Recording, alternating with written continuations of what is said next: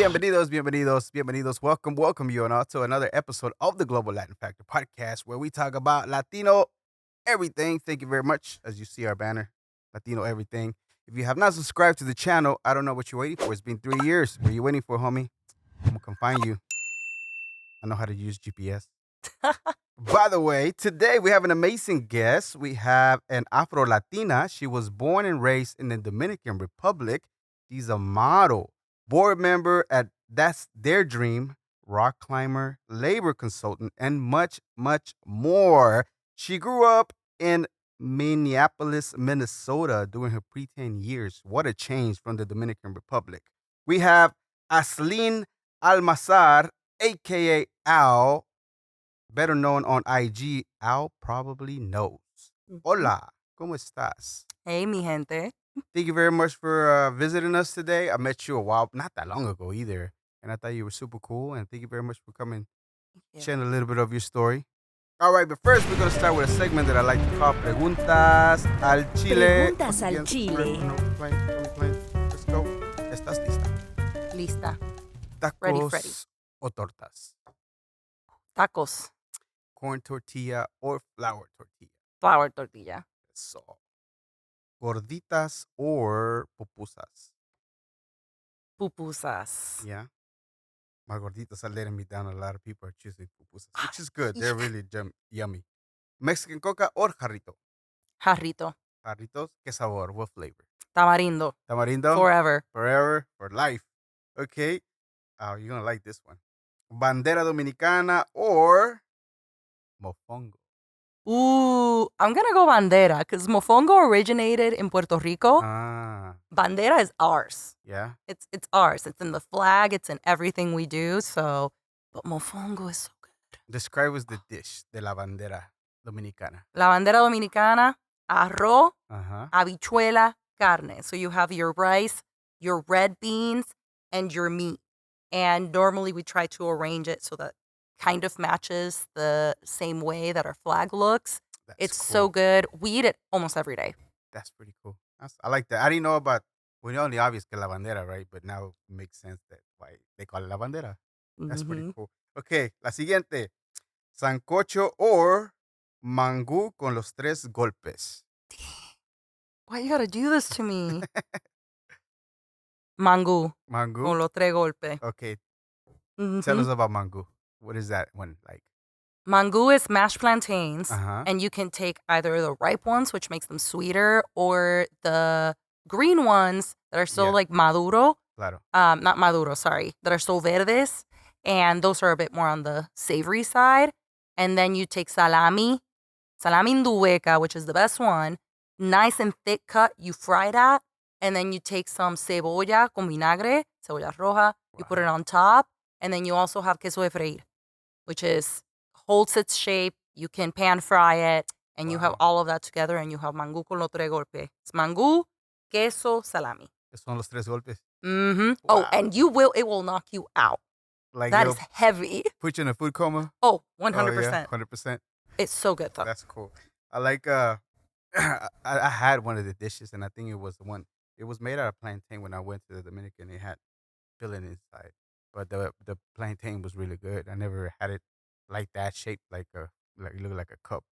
Like a bowl. Mofongo. Yep. That's how we I do had our mofongo. then, right? Yep. Yeah, because in Puerto Rico, they have it as a big, like, masa, Uh-huh. and we like to make it as, like, a bowl. Yeah. Almost like a bread bowl situation, but with Yep. the plátano. It was delicious. You know, the beans, y'all call it what exactly? Habichuela. Habichuelas, right? But it's Mhm. just the red ones or every single type of bean y'all call it habichuelas.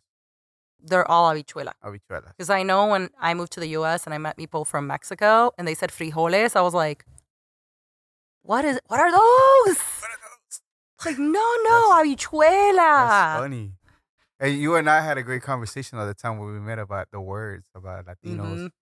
how y'all using this word and we use this word and we don't use this word and what is that word? And it's just Yeah. freaking hilarious how that happens.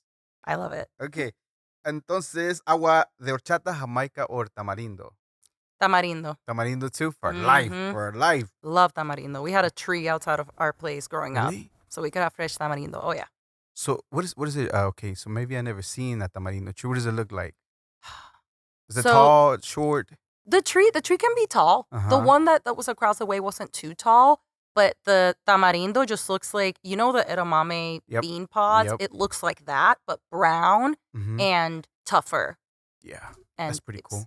It is so good. You can literally just go and grab a tamarindo. Oh, yeah, we had that. We had guayaba. Oh, I love guayaba too. We had... You had limones too? We had limones in our backyard. We had cerezas tropicales. Yeah. Oh, what is the difference de esas cerezas y the regular cerezas? What are the difference, the tropicales and the regular? I think they're more on the tart side, so they have much more of like higher acidity. They're smaller, and they come in like red, orange, yellow, so they look like all of the colors, and they're smaller than the ones here. I didn't like cherries in the U.S. for the longest time because I was like, what is this? It's so big and red, and I don't like that. So I still have a hard time, but if you go to the farmer's market in Plano, some sell the ones that look a lot like the Dominican cerezas. So in Mexico, where I was from, we have it looks like a cherry, right? And it grows in a tree. And it should be, I'm almost for certain, it's family of the cherry, pero le llamamos capulines. And they're a whole lot sweeter than the cherries. They're not tart, they're super sweet. And they have a seed also. It's just practically a cherry. Did the seed break up into like, it's dark. I was going to say, the seed break up into like 4 parts? No. The seed is just the seed. Just like the regular cherry, but again, it's just sweet. None of the tart stuff, none of that stuff. And it's black. And it's a darker color. It's really good. And I think it's going extinct. If I'm not mistaken, the last time I went to visit, there's no more trees of that. Capulin, they call them. Or for I know, it is. And you can make some really good tamales. The dulce, but with those. I love tamales. I know. I've been trying to convince my mom to make some tamales with cherries. Maybe we can get kind of sort of like close to the same. That would be so good. If I ever do make some, I'll let you know. Please. I don't know if you like spicy food, salsa verde or salsa roja.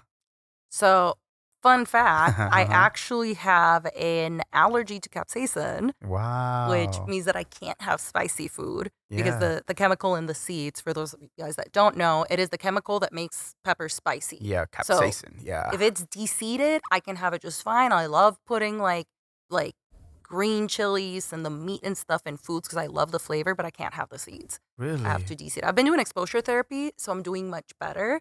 And everything in me always wants to reach for salsa verde because it looks really fresh. Yeah. But I know that's the one that pica de más. And so I have to stay very far away from it. And then the red one, I'm like, that should be spicier. It looks like fire. Yeah, so that's true, Ted. I always go for crema de aguacate. You know, that logic never dawned in my mind. Green, like red looks fire hotter, but usually it's the green one. It's so deceiving. It's so deceiving. It is. And it just looks so refreshing. And I want some, but I like living. And if I got to go, I don't want to go like that. That would suck. You're the second person. Well, it's not the same, right? But you're the second person I met that's somewhat allergic to spicy. Like I know a lady that actually is a chef. She's been a guest here before. Ooh. Shout out to Melissa. She is allergic to all kinds of peppers, any kind of pepper whatsoever. I don't know if it's the capsaicin in general, but I think just like she gets swole up and everything. She has to have a shot in case that happens. Yep. And she has to be very careful when she cooks because gloves and everything because man, one little drop and is. Yep. I have to be careful when I cook. I wear gloves. Yeah. I once tried on like plumping lip glosses and they have capsaicin in them. Are you serious? And I didn't know that. And I went to Sephora with my friends and you should have seen me. I like put it on. It was this nice, beautiful like gloss bomb on. And I was like, ooh, that looks cute. And I like took it off so I could try they look really plump. And I was like, oh man, it's really tingly. And my friend's like, yeah, that's what it does. And 20 minutes go by and I was like, my face hurts. And my friends like, si me hubieran visto like bamboo, we say in Dominican Republic. I look like huge. A bamboo's behind? Like, yep. Real pink and big? It was huge. And my friends were like, are you okay? And I was like, what's happening? And then one of my friends grabbed the box and read the ingredients. She was like, oh my goodness, there's capsaicin in this. Are you serious? It's so weird the things that they put in makeup. You know that? There's a lot of wheat that's on makeup and things like that. Yeah, if you're celiac, you have to be careful. Yep. But it's the struggle. My boyfriend loves spicy food. Yeah. Loves it. He has some of the spiciest, like, jarros, this stuff at home. Is he Mexican? No, he's as white as they come. Güerito. And he super güero, pero le encanta. Mientras más pique, mejor. Hey, shout out to the homie. He's part of that too. I love spicy stuff too. I wouldn't do So we like get along. the hot ones challenge. You know what I mean? Maybe for fun, but He I would just do it for fun. I like the tasty still, super hot, but still with a flavor on it. That's what I like. I don't know what he has some addiction. He's It's told me possible. about he has hot sauce made with some of the hottest, like the Carolina Reaper. Oh yeah. Oh, that's crazy. That's his kind of. Yeah. And I'm no. like, how'd you end up with a Latina that doesn't eat spicy food? It happens. Hey, shout out to homie. Nope, nah, not for me. I like the taste. The spicy, fiery, little bit uncomfortable, but man, it's just tasty still. It Exacto. makes my mouth water right now. Okay, Hace hambre. conchitas. I don't know if you know what conchitas are. The pastry breads, the Mexican pastry breads. La de You- pan. Tienen the pink ones, the white ones, or the brown ones. Which ones do you like best? The pink ones. The pink ones? Nice. Mhm. Okay, ahora, this one's way far off. Nothing even close to the other questions. A conspiracy theory that you heard one time that you said, oh, that has to be true. Or like, oh, that's most likely true. What could that be? Ooh. Anything that you heard before? Okay. Trying to remember this accurately, so I'm probably going to butcher it. Yeah. But someone once went on a rant about mermaids to me and said mermaids exist and the government hid one. I don't remember the explanation, Yeah. but at the end of the day, the ocean is so big that, you know what, there's probably a couple homies down there. Right. For all I know, I was like, oh my goodness. You know what? You might be right. The government might have a mermaid hidden somewhere, and there might be humanoid type fish out there. I hope it's not true because that would be terrifying. But at this point, I would believe almost anything because That- so many things that they've said is a conspiracy then turns out to be Yeah, true. That's true. So someone once told me that it was a comedian on a special, and he said, you got to believe in some conspiracy theorists because as a parent, he was a parent, I am not, you lie to your kids all the time. So you think the government isn't lying to us? Yeah. It has merit. Okay. During your time in Dominican Republic, was there anything that you see funny in the beach at one time that was like maybe suspect at all? Nothing. People. People in general, just people? Nothing alien-like or of the sort, which my mom believes in aliens Yeah. hardcore. And at this point, I do too because I guess it's been proven. I'm not There's sure. some flying stuff out there that we don't know what it Mhm. is. But when it comes to at the beach, la gente loca. Yeah. Tan lo loco. What's the craziest thing you've seen at the beach? A naked man was like yelling out over the cliffs at something. And I don't remember what he was yelling, but us Uh-huh. kids were just, we assumed he was crazy and we just let him be. That's crazy. Okay, I got a conspiracy for you. I don't know if you ever Ooh. heard it before from the Dominican Republic. There's Ooh. supposedly Christopher Columbus' tomb at the Dominican Republic. That's a conspiracy? I thought that was just a fact. No, I just, because there's people that say that's not really his tomb necessarily. They really? say that it's his tomb, That's his tomb. but they He's say there. that's what again. I The don't know. if Spanish it's- think they have the little Italian man in their soil. Nah, he's in ours. Okay, And we're making sure that he's burning true. for everything he did. Who was a liar? Big time liar. Mm-hmm. Okay. What is it that did y'all learn about that him in school at all whatsoever and talk about his tomb being there? It was mentioned once, Uh-huh. and it was not said as a conspiracy. It was said his tomb is Yeah. boom. Only That's say it. conspiracy, please. Dominican Republic PR people don't come after me. I just say the internet be lying sometimes. I've been known to say quote things from the internet and it's wrong. So there was a few videos that I seen that they said that supposedly his tomb, but from somebody that's from the Dominican says it's a fact he's there. I believe you. I believe y'all people.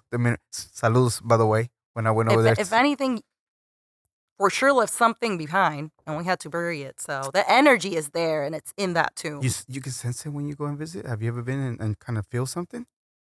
Feel a lot of negative things. Really? Mostly, I believe that it's because now as an adult, knowing Yeah. everything that happened and how our people were treated, how our indigenous tribes were almost wiped out by him and his people, and he just took advantage of us and our land. And I say that being of Spanish descent, because unfortunately or unfortunately, most of us have that in us Right. at this point because we're so intermingled. Yep. There's a lot of anger that comes with it. and having been lied to for so long, I didn't know about how horrible it was until I did my own research in adulthood Right. because I went to an immersion school, an American immersion school. Mm-hmm.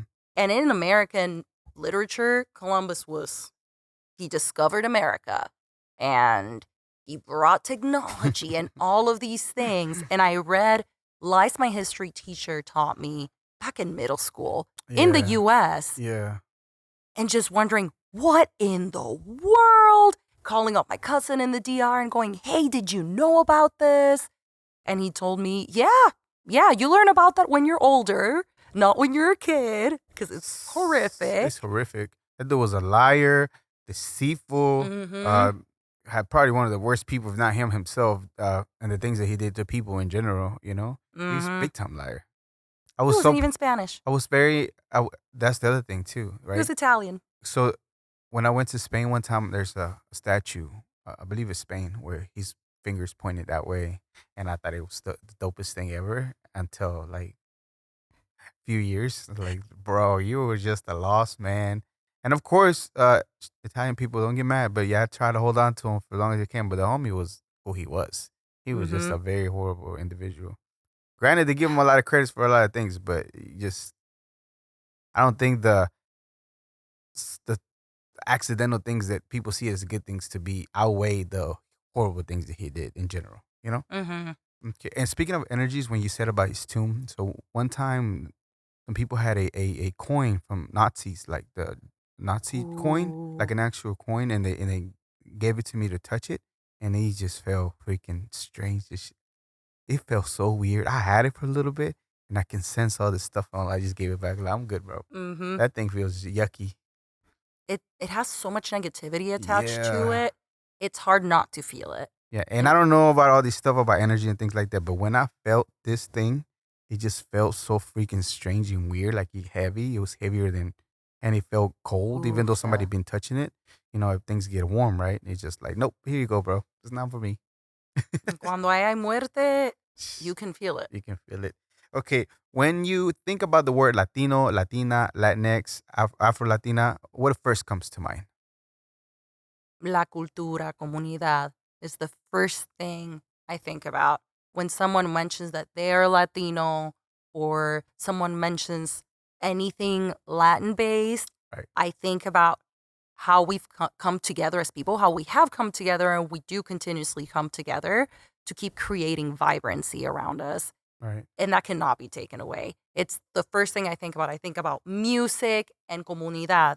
La gente junta, partying, talking, bringing food, and congregating with each other.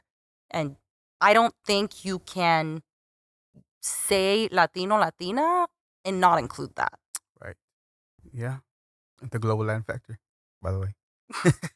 So, do you consider yourself? So, of course, Afro Latina for you is more of a term that you feel is more towards you. Why do you feel that it's more something that describes you more in full, more for you than just Of course, I don't think you're offended by Latina, but Afro Latina has its own thing, right? Hmm. Can you tell me about that? I actually adopted the term Afro-Latina Mm-hmm. much later in life. I hadn't heard it coined until late 2000 teens, 2020, somewhere Yeah. around TikTok coming into play. Right. And it made sense because having moved to the US, in most Hispanic countries, we know this, nationality is how you describe yourself. Yeah. Soy dominicano, soy mexicano, soy colombiano. That's it. There are no other prerequisites to it.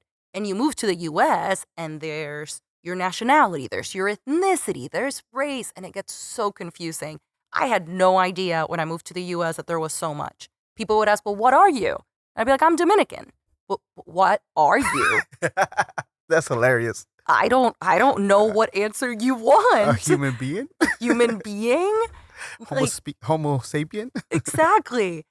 And learning about race made it so confusing because it would say ethnicity, Hispanic. Okay, I'm Hispanic. That makes sense. Yeah. And then it would be like white, black, native, Pacific Islander, Asian. And I'm like, I'm none of these. don't know. I've never had to think about this. This isn't something Right. we do. In the census in Dominican Republic, they don't ask for your race. So the more I tried to figure it out, the harder time I had because Black was synonymous with African American. Right. And I'm not African American. White is synonymous with European descent, Caucasian, without anything else mixed in. But there were many groups that weren't even considered white or Caucasian until the last few decades. The Right. Italians, the Jews. So it made it so difficult to understand where do I fit in. And finally, living in Minnesota, there's not much diversity. And y'all can say there is, but there isn't. The Twin Cities has a She lot was of born stuff. there, so she would know. I mean, she was raised there, Yeah. so she would know. I lived in the inner city, and even then, a lot of my friends are, so I'm Right. still friends with them, white, and they're not going to explain that to me. They don't know it. Right. So moving to Arizona, a lot of my friends then were Latino. And even they had a hard time figuring out where they would land in race. Many of them from Southern Latin America, Right. Colombia, Argentina, Chile, they were, well, I guess we would be white because we have way more European in us than anything else, even though most of us have indigenous and a bit of African somehow. And I thought to myself, okay, I can't identify as white. There is no way this counts as that. And calling myself Black felt wrong. And looking online, I didn't feel like I would be accepted into that community. I didn't understand the culture. AAVE didn't make sense to me. My siblings actually identified as Black since school. And I just didn't want a race label at all. I was like, Right. nope, I'm Dominican. And that's it. This makes no sense to me. I don't get it. And even when I tried to, I remember family in Dominican Republic going, you're not Black. You're mestiza. And that made it so much more confusing. That's not an option on any On piece the of paper. forms. Nothing says mestiza, okay? And finally, meeting and becoming friends with African Americans, Right. them telling me, hey, let's think about it this way. Would you have been picking cotton? And I was like, yeah, probably. Probably would have. You're Black. But that still didn't feel right. It felt like I was leaving part of me behind. Yeah. Online, finally, there has been a huge push to recognize Afro-Latinas. There is a lot of erasure in Latin American media of women of color and people of color in general. You'll see more men of color because of baseball. Pelota is life. The Dominican. But you don't see it a lot with women of color from the Dominican Republic, Mexico, Honduras, Panama, even though we're everywhere. And people started coining the term Afro-Latina. I bet it's been around for forever. I wasn't aware of it until I saw someone else coin it, and it clicked. It felt like home for you. It felt like that's Mhm. it for me. You said something very interesting, and so you don't want to identify as Black, and that's because you got anything against being Black, but it's just not who you are from where you came from when you were born, right? At the same time, it's like there's no other option, but at the same time, it's like, what is my options? Like, Mhm. And So what do you used to select back in the days, like just forcefully, to kind of sort of put something down? I left it blank. Nobody ever said nothing to you? Nope, they Yeah. didn't. I was hoping that they would put mixed at some point because it felt, I would sit there and I would say, well, I have European, I have African, and I have Native. Sometimes I would check all of them, and sometimes I wouldn't check anything. You know the craziest thing that I don't know if there's any consequences for you marking anything in that form of whatever. You know what I mean? Like I don't. I don't know if anybody at that time, whenever we're growing up, finding ourselves and things like that, it makes like what the heck? It's so confusing. But right now, it just doesn't really like what cares, whatever. Doesn't matter. It's for their own Whatever. research purposes. Right? And I am glad they are starting to just move Hispanic Latino into the race era because we are so mixed. And I won't say that I don't identify as Black. I definitely do. I call myself a Black woman. I've embraced that. I look at that as one descriptor of many being part of Afro-Latina because what I've come to learn and realize, and this is Right. how I understand it, is that race is subjective in the US. And many can say it's not, but if I'm walking around looking like this, Right. someone's going to think I'm Black. Right. They're not going to think I'm white. They're not going to think I'm Asian. And I'm going to end up being treated in that manner, which could be a good thing, could be a bad thing, depending on where in the US it is. It doesn't matter how racially ambiguous I actually look, if I straighten my hair, anything like that. As my friends say it, at the end of the day, if you were alive in the 1800s, would you have been picking cotton? Would you have been in the kitchen cleaning? Yes. Yeah. That's And crazy. I would have been labeled as Black. And I'm starting to understand that Black is not necessarily the same as African American. If you're African American, you're Black. But if you're Black, you don't necessarily need to be African American. And I could be corrected. You correct me if I'm wrong. Everyone views it differently. But once I heard that from my friends who are African Americans, I Right. went, oh, okay, there's room for me here. Because it felt like it was hard to explain to people, hey, it's not that a ton of us are racist, because people from New York, this is well known. If you meet a Dominican from New York and you ask them if they're Black, they're going to go, no, I'm Dominican. Yep. And so many, because of that, in the Black community, there's an idea that Dominicans just hate Black people and they're racist. There is a lot of colorism in our culture, and that is throughout everywhere. But I don't know if all of it is just because of that, or if it's also because of a lack of understanding around race within the US and cultural, because race is not a thing in our culture. Correct. So now that I understand, Black does not equal just African American. Black can equal many other things. Right. I feel like I can embrace that label, because before I felt like it meant African American, and I can't relate Because you're to that group. we're an American. You were not born in America and in that area, in the South or North America. So Yeah, it's like I'm American from the continent, yeah. but African American is specifically part of the US nationality category. And nationality is huge, and we have our patria. And I'm like, no, I'm Dominican. I'm not African American. I'm Dominican. I'm not Right. American. And so now that understanding Black encompasses more than just African American, it also can encompass Afro-Latinos, people that are mixed. And it's something that the mixed community has a very hard time with, the Yeah. identity behind claiming Blackness and feeling like there is a way to do it without shunning other parts of you. Yeah, and it wasn't like you were ashamed if we were Black or whatever. It's just because African American, it just wasn't you. That wasn't you. Like, because again, you were not born in the U.S., so it's just not that.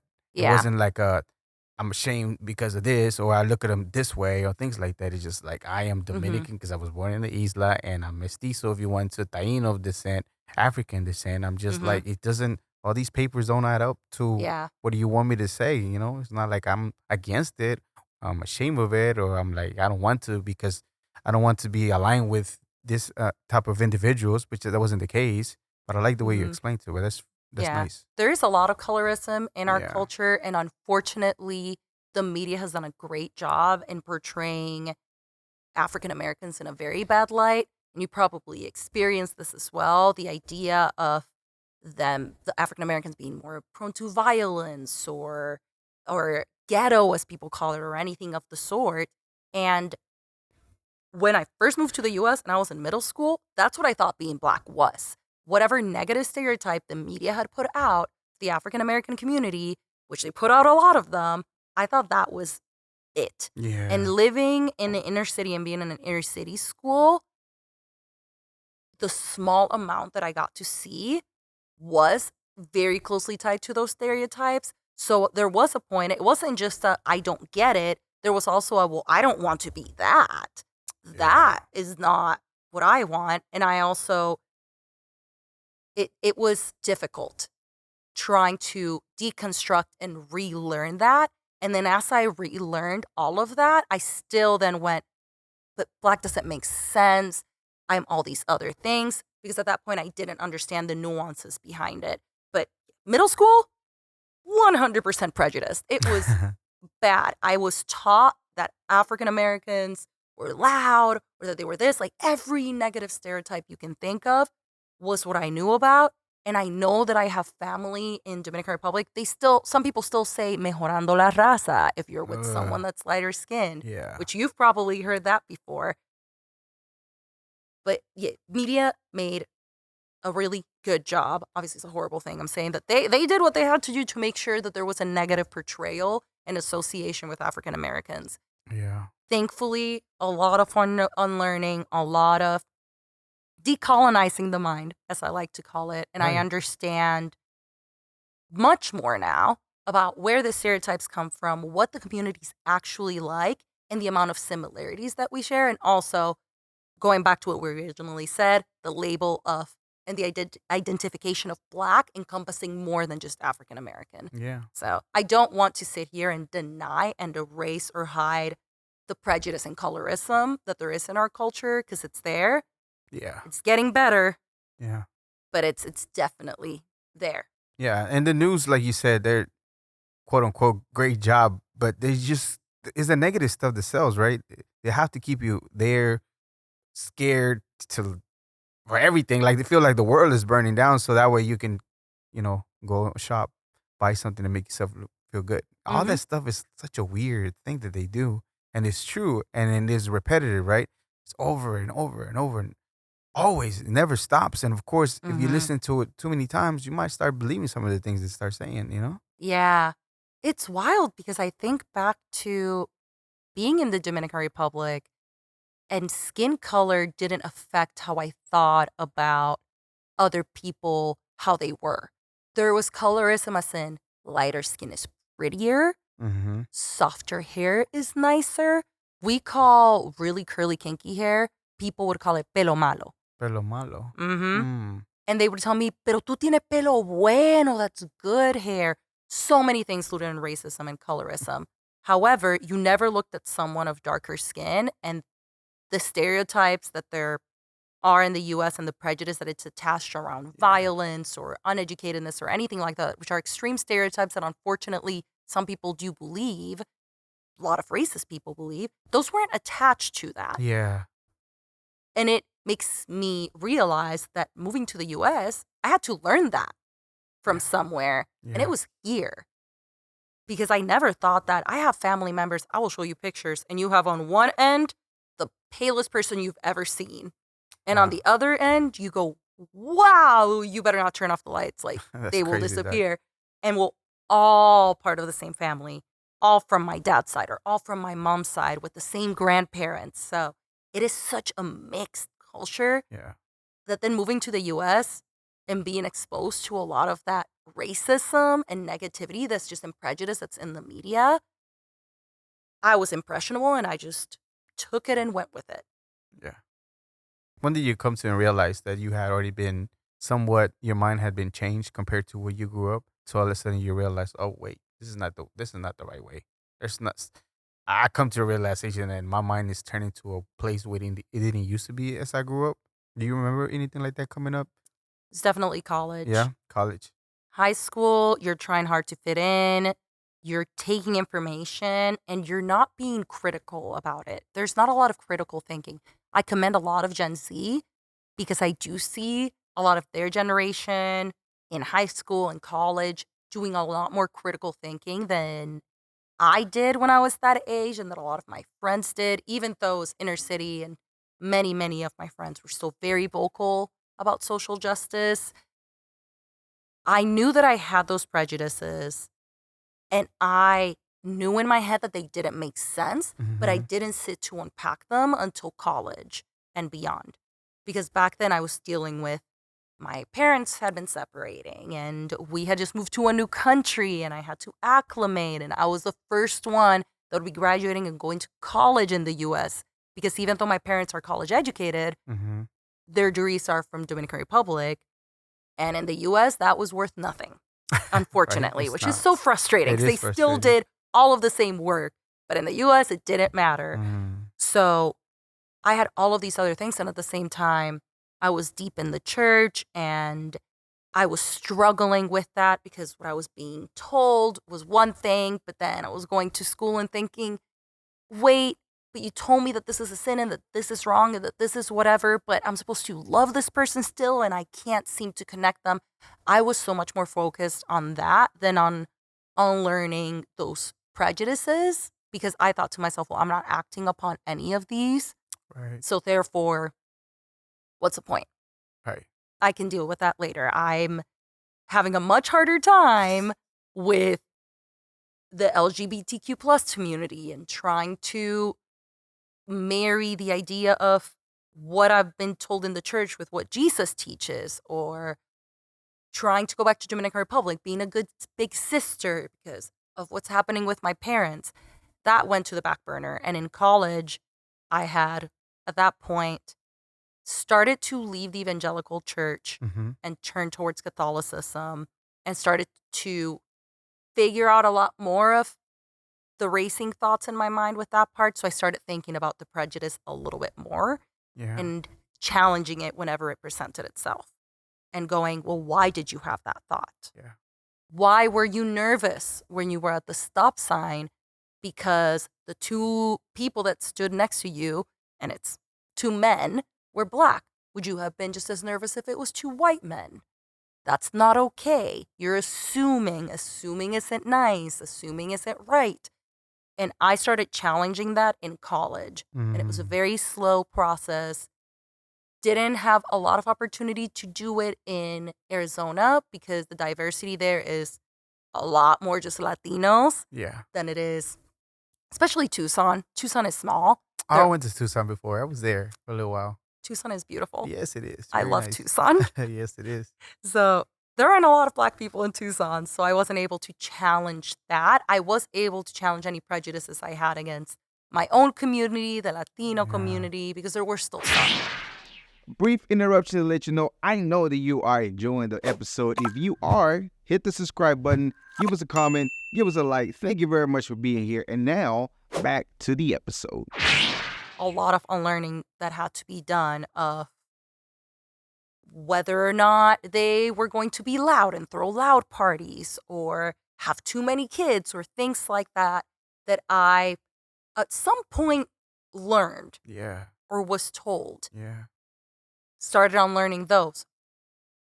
Kept trying to unlearn everything else because of social media and TikTok and things of the sort. And I'm very grateful for social media because I don't think I would have done as much progress as I did if it wasn't for it.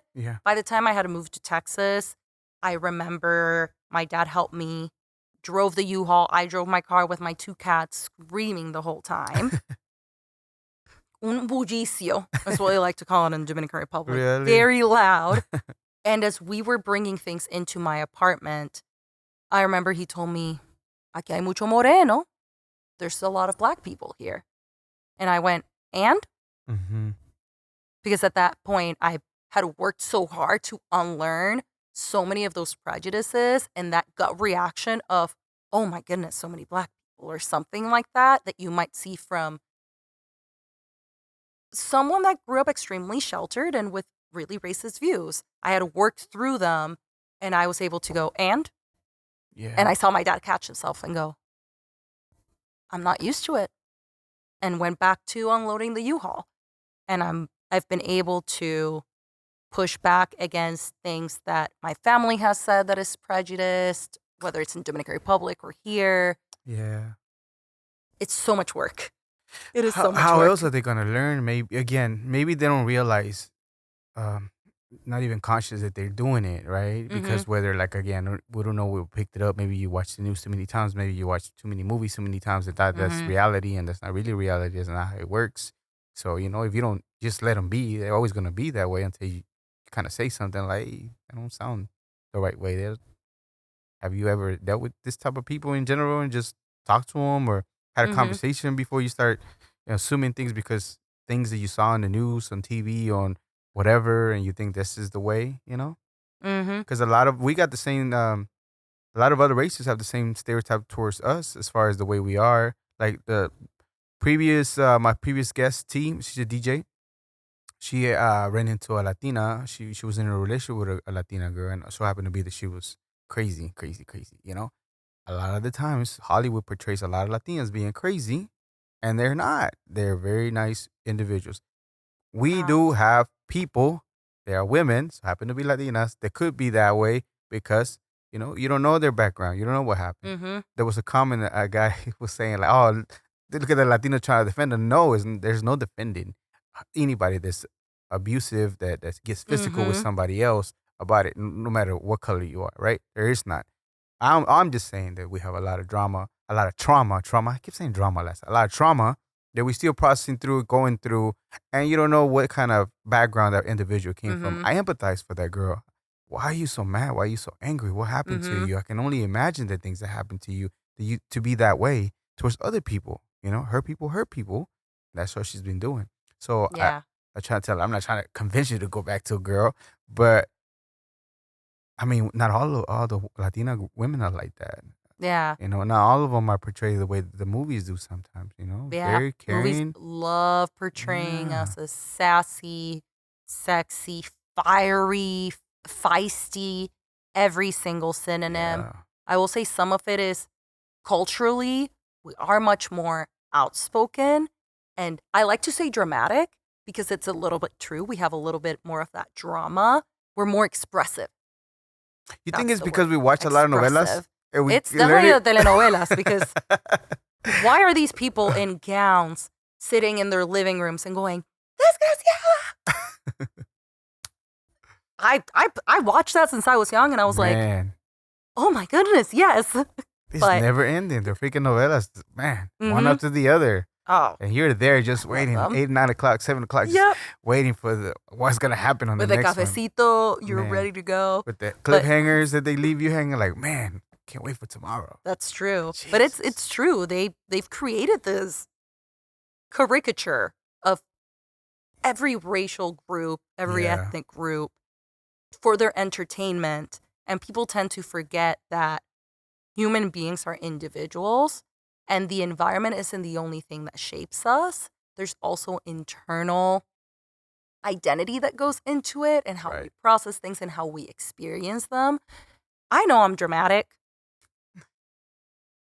but nothing like you would see in the movies. We were at the hotel this past weekend when my boyfriend, our friend, and I were getting ready for the next day of the festival. I woke up, he wasn't next to me. I'm blind as a bat, so I assumed he was in the bathroom having a hard time. And I felt for him. He wasn't. He was at the buffet without me. Oh, And betrayal! Thank you! I said, I have been betrayed. And he gets back, and I see he has no food for me, just Gatorade.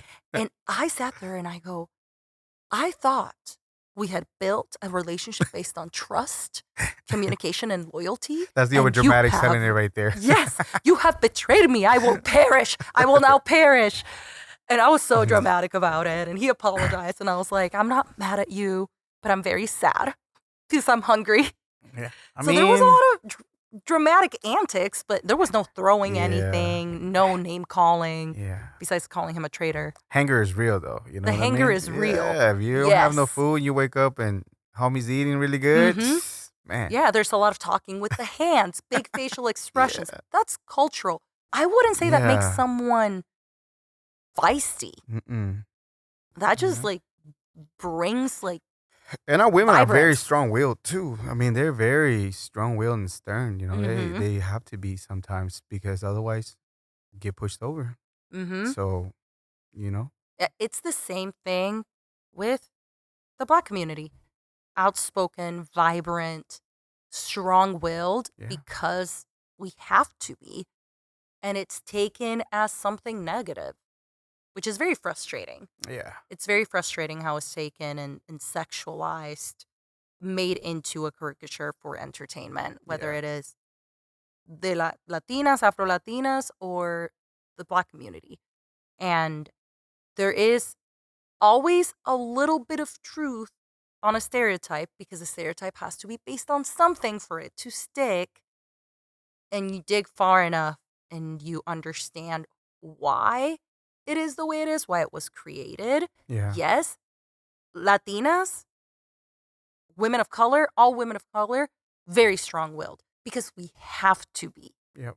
We don't sit there and act shy and timid, which there are plenty of us that are. There are plenty of Latinas and Black women, African-American, you name it. Yeah. Indigenous that are very timid. They prefer to be more introverted, quiet.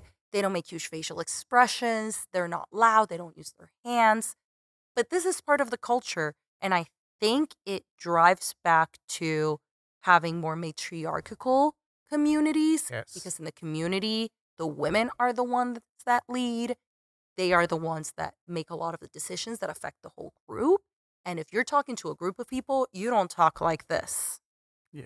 And if you do, please go to speech classes. You're not gonna be No one wants heard. to watch that.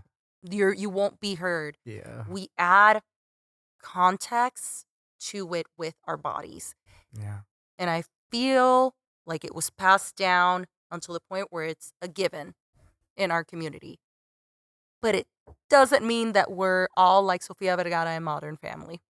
Sofia Vergara and that Four Brothers. Have you ever seen that movie? I have not. She came out a little wild and crazy, and of course that's her character she was portraying a Latina in that, and I'm like, yeah, I'm not blaming her. She was trying to make it in Hollywood at that time. It was one of her earlier movies, if I'm not mistaken, and it was like, people were very impressionable to where like, oh, they all must be like that. I'm like, no, it's just okay. Tell me about a stereotype that you dug into from Dominicans that you're like, oh, so this is where it comes from. Anything comes to mind? The first stereotype that I think about is baseball. Yeah. This is what sucks. Everyone assumes that all Dominicans know a baseball player, someone famous. And I sit there and I want to go, no, we don't. And then I remember I went to school with Sammy Sosa's niece. You did. That's crazy. So it's unfortunately based on a lot of truth because it's a small island. It's a small island. It only makes sense, right? Yeah. And the area that I grew up in, San Pedro de Macorís, creates a lot of peloteros, a lot of baseball players. Right. So yeah, Sammy Sosa grew up in San Pedro de Macorís, went to school there. My dad and him went to school together. They weren't in the same grade at all. Still pretty so they're cool. not the same age. But we have a lot of peloteros. Alfonso Soriano has a home, or had, I don't know if it's still there, in San Pedro de Macorís. Right. I knew someone from my school that one of her best friends from the neighborhood, her cousin, was married to another pelotero. So it's my sister for a while talked to a player of the Miami Dolphins. The Miami baseball team. The Dolphins are the football team. The Dolphins is the football team? Yes. Mariners. Eso. Yeah, the fish. Pescadito. El pescado. You can put the logo on it. Carlos put the logo of the... And people will look at me and say, you must love baseball, you're Dominican. Love is a strong word. Ladies and gentlemen, she just confused the football team with the baseball team. It's not true. All Dominicans don't know all the stats, everything there is to know. I know baseball. Nothing about baseball. All I know is the team that plays here, the Minnesota Twins, because I gotta. Yeah. And obviously that the Yankees and the Red Sox don't get along. I think that's like common. That's common American knowledge. Yeah. It's also common Dominican knowledge Really? because of the amount of 'cause Dominicans in baseball. New York. Yeah. Oh, yeah. My dad told me I'm But there's not quite a allowed bit of to like fans, the Red right? Sox. Oh, so many Yankees fans. I have Yankees gear because my dad gave it to me. And I've had people tell me, how could you bandwagon fan? And I'm like, I can't name a single player. Okay? This was given to me by my father. I wear it when we go to a baseball game where the Yankees are playing. And they're in movies. Yeah.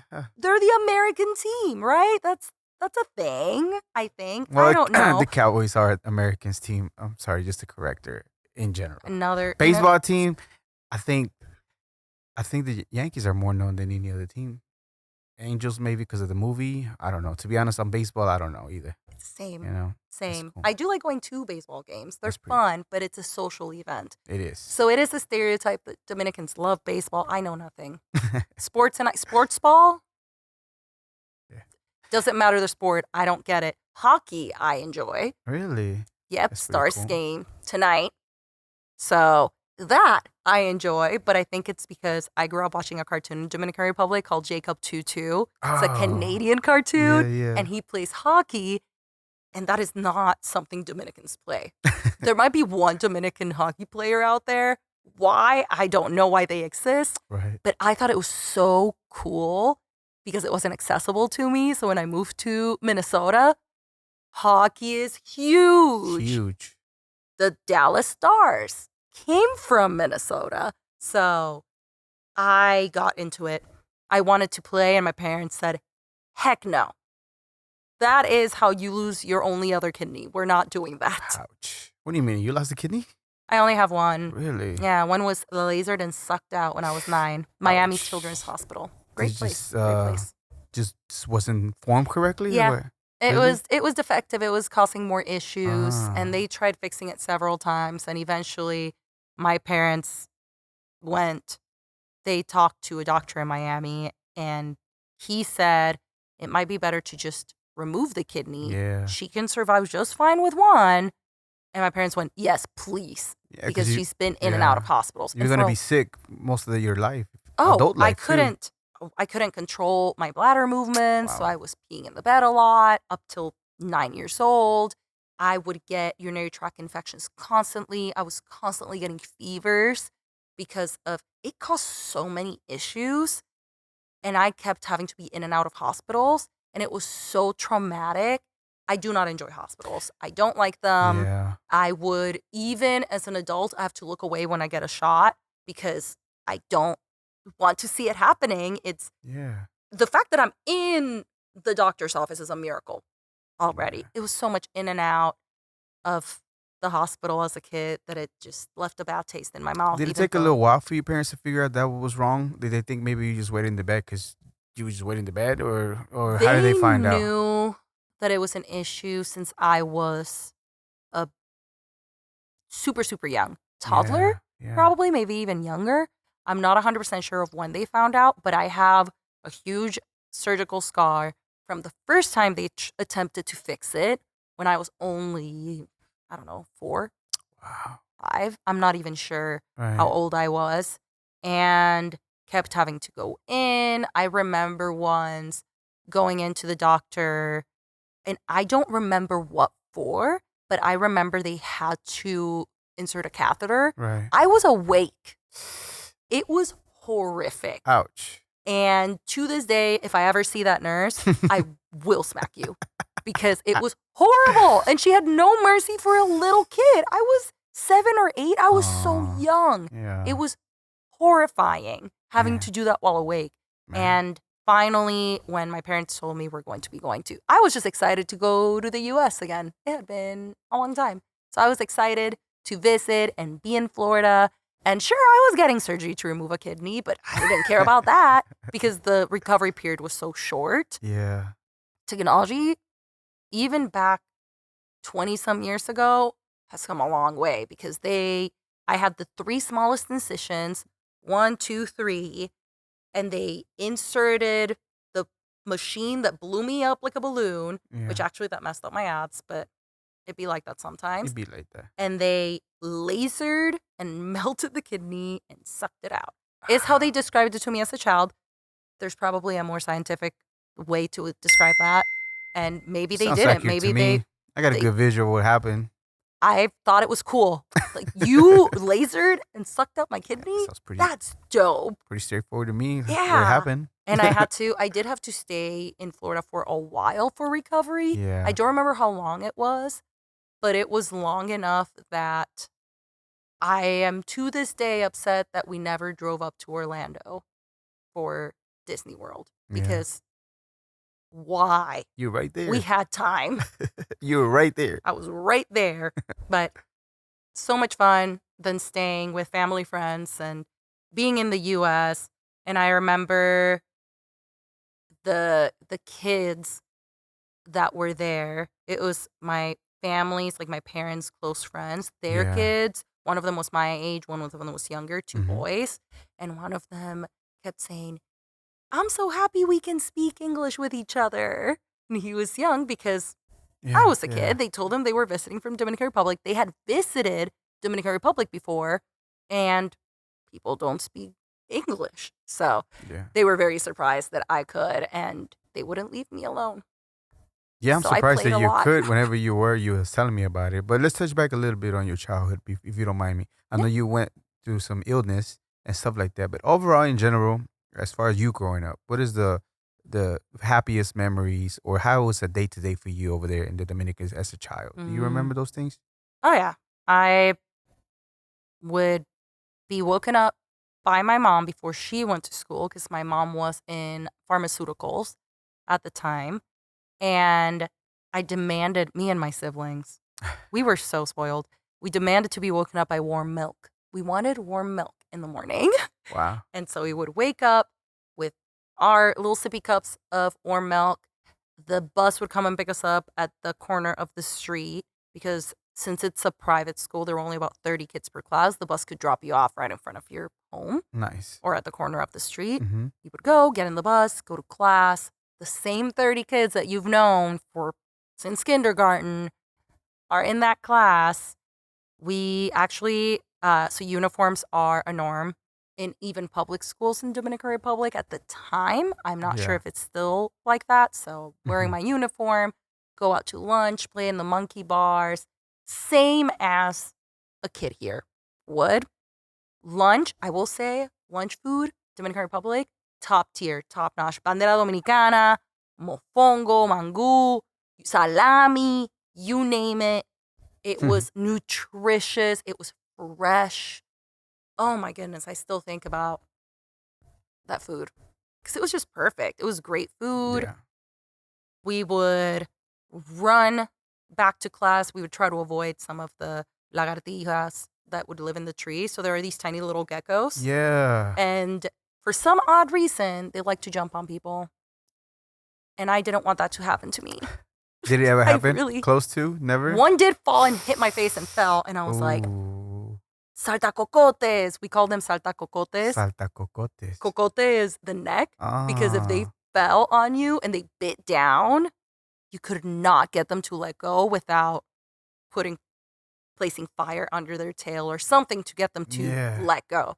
So we If call you them find some of saltacocotes. those, Carlos, put that little scene on it with this in your neck and the lizard on your neck. That was crazy. Now as an adult, I probably wouldn't care. They're so small. Yeah. But it was that. We did from time to time encounter tarantulas in class, but I feel like it is no different of an experience than I would have had in Florida. Yeah. Okay, so let me ask you this. It seems like your family was well off. They did well for themselves, right? But when I went to the Dominican Republic, I went out and about in different places. Some of them would look like there were less money in that area. Mm-hmm. Do you had any family that maybe was not the same as y'all were, maybe not well off? I mean, your parents seem like they made good decisions as a reason why they had some money, you know? So can you tell me about those? I had family living in the slums, basically. Yeah. Straight up slums. Because my dad and his siblings worked their way up to have decent money, be middle class, they helped a lot with rebuilding the home, things like that. But my late grandma's home, zinc, a tin roof kind of thing. Wow. No air conditioning. It was dirt roads everywhere until it finally got paved. But by that point, I think I had left the country. It was blackouts happen everywhere in the country, but we had enough money to have un ascensor or Like a generator? a generator. Mhm. I don't think ascensor is even the right word in Spanish. We had For a generator or for what? Yeah. We had one of the ones that could charge itself with the electricity. So it Oh, didn't have fancy. as much as you would with a full-blown generator. Yeah. Down the street, my great uncle and aunt lived down the street, and they had a full-blown generator. So whenever we had a blackout across the street, La we would use that extensión. more for the fans. La Mhm. extensión. Okay, so when you're describing how you grew up and everything, school and everything, I don't hear the beach. You know, you're an island. You expect to be, or at least from my imagination, would be like I'll be always in the I water. lived by the drop-off. That's not really Ah. water you want to get into. It's also very dirty because the sewage went into the ocean. Oh, So you don't want to get in that water. That's nasty. Also sharks. yeah. all things that wouldn't be fun. We definitely had a lot of trips to the beach. We had, my dad had some family friends who had a vacation home in Sabana de la Mar, I believe it was called, and we would go there every year for a few weeks. I would bring my books from school. We would stay in the vacation home. You could see the beach. We'd go to the beach constantly. But I feel like when you live next to an area, it loses its appeal. So we would go to the drop off mostly to find macays, hermit crabs, by the rocks and see the fish in the rock formation Yeah. and find jellyfish that were stranded. That's it. We weren't ones to be in the water constantly. There were kids that would farther down about a mile down, there was a beach. They would go surfing and things like that. My parents never let me Too do dangerous. any of those things. Yeah. They were a little bit protective of you. Yeah. That Okay. and I mean, I was a child and I'm the oldest. And when we moved, I was 12. My sister was 10, and my brother was 6, 7. Wow. There is no surfing, so maybe at my age now, I would spend more time at the beach. But It's crazy how we take things for granted when we're there until we are far away. Well, like, oh man, I had all that and I didn't take the opportunity to look at it. You know? mhm. Okay. So in the Dominican, to your opinion, right? 3 places that anybody going besides the resorts and everything else, what are the things that they have to see when they're there? What do you recommend? 3 That is places. so difficult. There is so much. And many people will say, oh, that's not it. That's not the place you should go to. Because I would be taken to places as a child. I didn't know what it was called. I just knew it was dope. Bonao is beautiful. I will say, if you have to pick places to go that aren't the resort, Yeah. you've got to visit Santo Domingo. It is the capital city. It is a city. That is where you see the most diversity.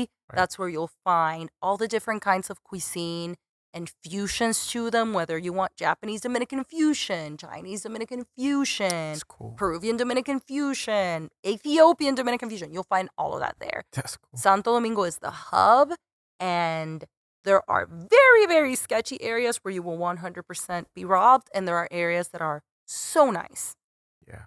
incredibly nice, where people will fly there to do content. So my brother taught me this recently. Santo Domingo, Dominican Republic, it is one of the top places to go and do content creation in the Wow. Latin American community. So people are flying from South America, Central America, North America to the DR, if you're Latino, to make content for Instagram, for YouTube, for TikTok. Santo Domingo, you're going to see a lot of that. It's a great place for it because of that. Everything is Instagram worthy. They have all this decor and the quality matches. I feel like a lot of places here, they try to be Instagram worthy and everything else is mediocre. The decor is great. Like but this right it's- here looks Instagram, but everything else looks sucks. Great, you have a neon sign and some plants. Okay, where's the Yeah. good food? Whereas there, you're going to get las vibras son pristine. Because the Prestige food, vibes. the music, the decor, the people, they want to make sure you feel at home. Santo Domingo, do it. 100% go there. If you want to see more historic, Santo Domingo has plenty of historic areas. That's where you have wait, is Faro Colón there? Don't quote me on that. If you want to see a lot more historic things, Right. northern side of the island, Puerto Plata, La Vega, that's where you go for that, especially in February during our Independence Day. The carnaval, right? In El febrero? Carnaval Yeah. in La Vega is wild. You have all of these people dressed up. Like, you have they almost look like dragons. Yeah. And I'm blanking on their name right now. Diablo Cojuelo. So we call them Diablo Cojuelo because of how they walk. It's more like a swagger, but they have these big old masks that make him look almost like a dragon demon thing. And they walk around with jingles all over their body, Yeah. dancing, music is pumping. You have people dressed up in Aboriginal clothes, how the Tainos originally dressed in traditional Dominican clothing with the skirt and the frilly shirt and the flower in the hair. What kind of music's playing? Is it It's drums? Is it a a lot particular? of drums. Take merengue to its more core level. I know there's an actual term for this style of music. Perico ripiao. A lot of perico ripiao style. You're going to have a lot of like guira. So it's that thing that almost looks like a grater where they take a thing that looks like a pick comb. Again, technical terms. I apologize, my people. So Not good. doing well for us here. You're good. You'll hear a lot of like Yeah. and tambores all over the place. People are dancing. So a lot of times it's everywhere. not songs, right? It's just mostly the It's rhythm. just the rhythm and the music cool. and pitos. A lot of Whistles. whistles. Thank you. Silbatos. Yo los conozco silbatos. We say el pito because it El goes pito, beep, beep. That word is very perverted for some of our Oh, shoot. Mexican people. Is the male part. I forgot about that. Okay, we're running short on time. We didn't get to a lot of your story, but everything you share regarding the Dominican Republic, how you grew up, I think it's pretty cool. We do the exchanging cultures when I talk to people from like Ethiopia, Vietnam, and I still, even within our community, we still, don't know a lot of the ways we live, the way we grew up, things like this. So you clarify a lot of the things, especially race part and the app, because I struggled with that too when I was growing up. I didn't know what it is, but after a while, it's like, whatever. It doesn't matter, right? It's not important. But at that time, when you're confused, when you're trying to find yourself, it's like, but it's not me. This is not who I am. You know what I mean? Exactly. A lot of the times I check white because that's the only option there was close to. I'm a little dark, but I'm not, black. So I wasn't native, even though I am native, like indigenous Mexican, but not indigenous in this area. So I'm like, Gonna man, have to start checking native. Jesus, man, I am. So it was all very confusing. So I think your explanation is well put together as far as the things. Oh, es una cosita. So the way you put it together and the way you broke it down to me, thank you so much. I think it's very, it's amazing. It's going to be great. And so real quickly before we stop, Minnesota, how shocked were you to make it to Minnesota? Coming from a tropical island, one of the most visited places in the Caribbean, Dominican Republic to Minnesota. Like everything that I know that I hear from is cold. Just freaking cold. That's and a lot of Viking descent over there. Oh, so much Northern European. It is cold, and that was the first thing that I noticed because we moved in October. Don't do that. Don't do that to your Latino kids. Do not do it to your Caribbean kids. Man. If you're from like Sudamerica, Argentina, Chile, el sur, that's fine. Dominican from the equator, in October, it's 50-some degrees. I thought I was dying. At one point, it got cold enough at night where you see your breath. I thought it was my soul leaving my body. And I told my dad, Papi, ¿qué está pasando?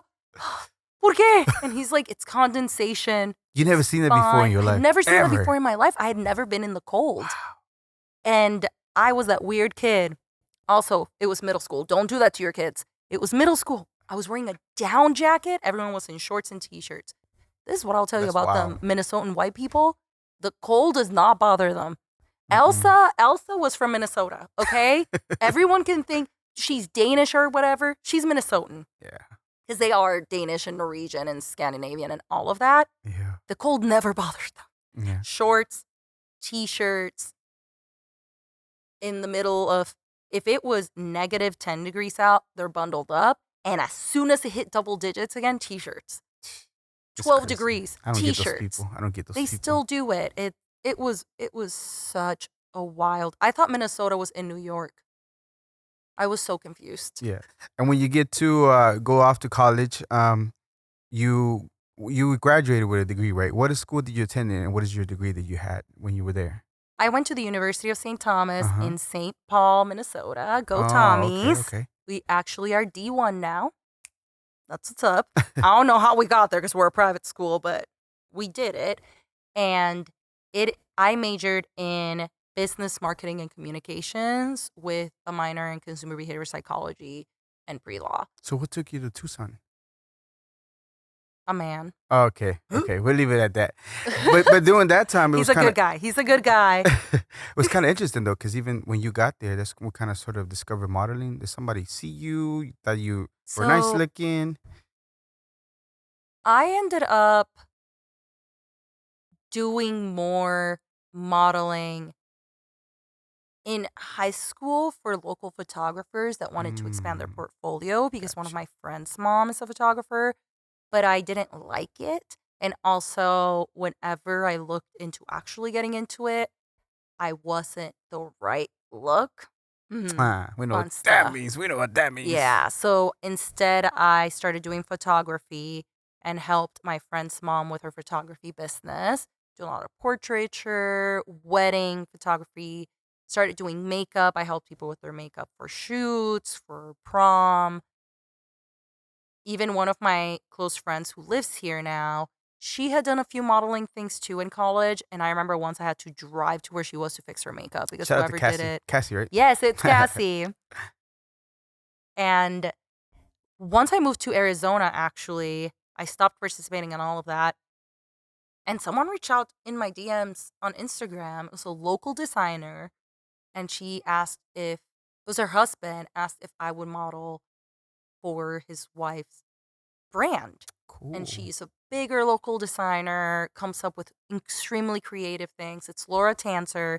She uses scraps to try and reduce the amount of clothing trash in Wow. landfills because Wow. the fashion industry creates a lot of pollution. There's a lot of scraps that are thrown out. She takes those scraps and creates something new. And That's so she neat. works with a big photographer there. At first, I thought it was a scam because it was through Instagram, but it was great. I got to practice a lot of things that I had never tried before. The photographer has a great eye for it and got published, had my face on banners. I thought it was so Wow. cool. And because of that, an agency in Phoenix, in Scottsdale specifically, found me. She had a show in Phoenix at one point and had a big banner, and I was on the banner. They saw me there, asked for my information, and they reached out.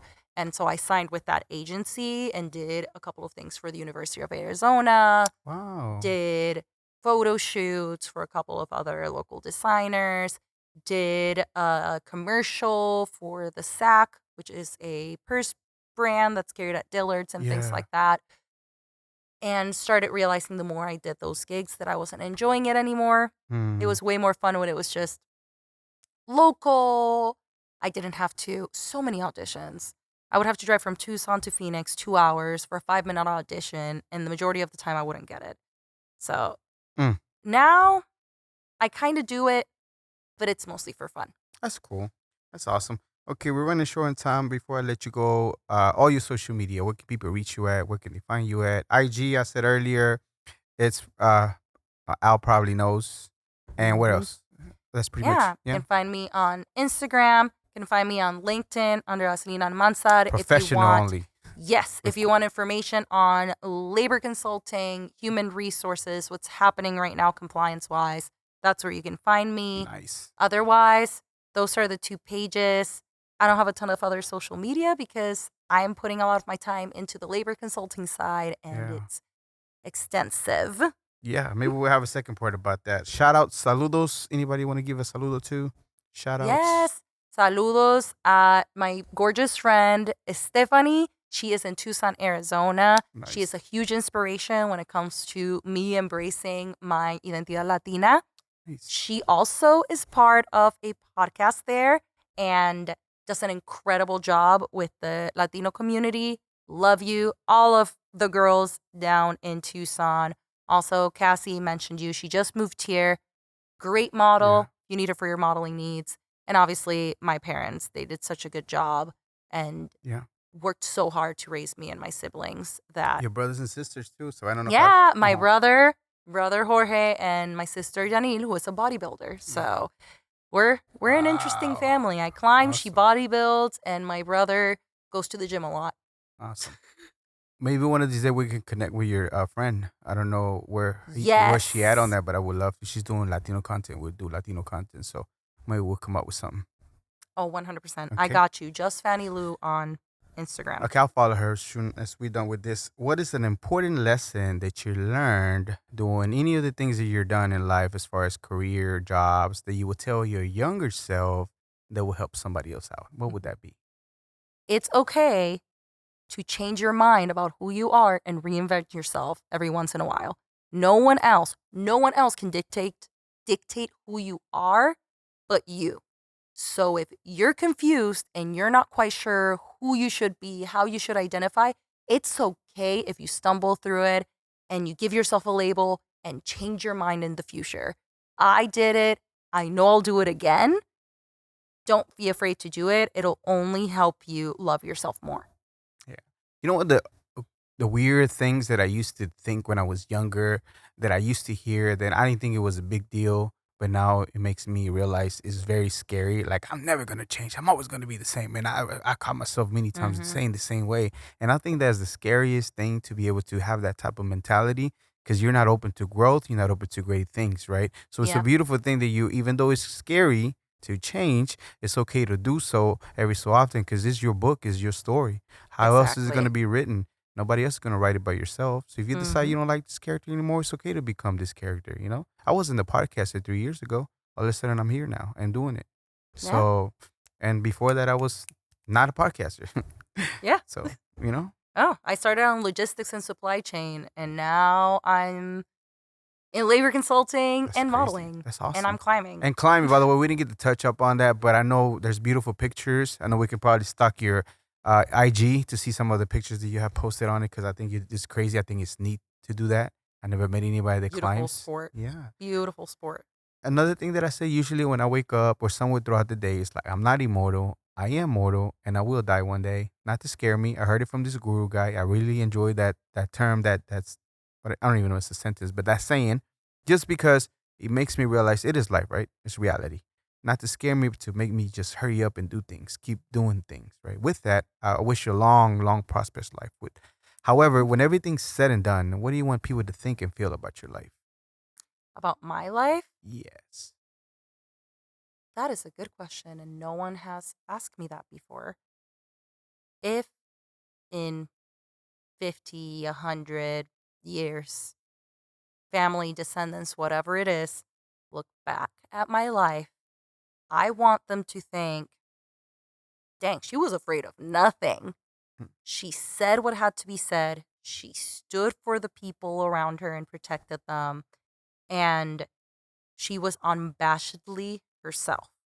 That's what I'm hoping for. I'm not sitting here, I don't hope I can change the world. I just hope that I can affect the near circle around me, and that through me being my freest and best version of me, they can see that and do the same. And that's what I hope. People look back and go, she was true to herself. That's for sure. Yeah. Thank you so much. I appreciate you taking the time to visit me. I know we met not that long ago, but even as soon as I saw you start talking, I was like, man, she's so cool.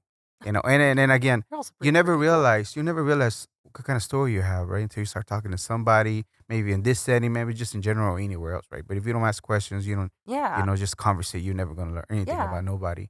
So just, man, you shocked me in a lot of the things that you have done. You enlightened me more on Dominican Republic, even though I was there already. I just didn't get. If you any of people at the Dominican Republic se acuerdan del mexicano with the long hair, hey, disculpen, that El wasn't me. mexicano. That was a face Buena that gente.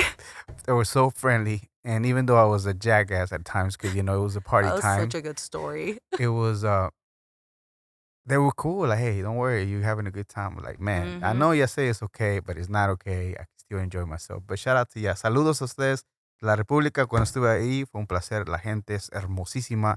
Les gusta cantar muchísimo. Así es que, man, I had the Do be best time. singing. hmm Saluditos. Okay. No, yeah, So, it's yeah, true. thank you so much. I appreciate your No, time. thank you Thank for you. having me. Wouldn't Absolutely. have guessed when you walked in looking all sharp that it's Mhm. your thing is empowering the Latino community and sharing stories. Yeah. So, shout out to the Kava Bar for helping us meet. And I can't wait to see the stories that you continue to expose us to. Thank you 'Cause so we need much. to hear them. We are all in a little bubble, and sometimes we need to know that there's someone with some similarities, but just a little different out there. Yeah. So we can grow a little bit more. And without a doubt, Al, you are a global Latin Factor. Thank you so much for being here. I appreciate it.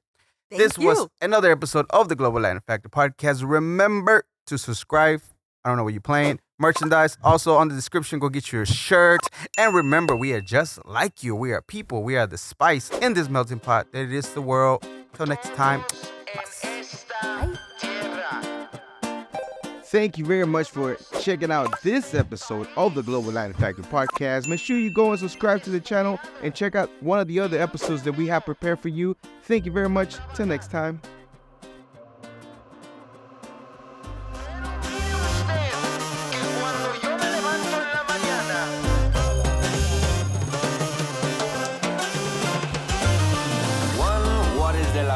Walks like a pedo but in fact is a flamingo. Coming to Havana and reflecting.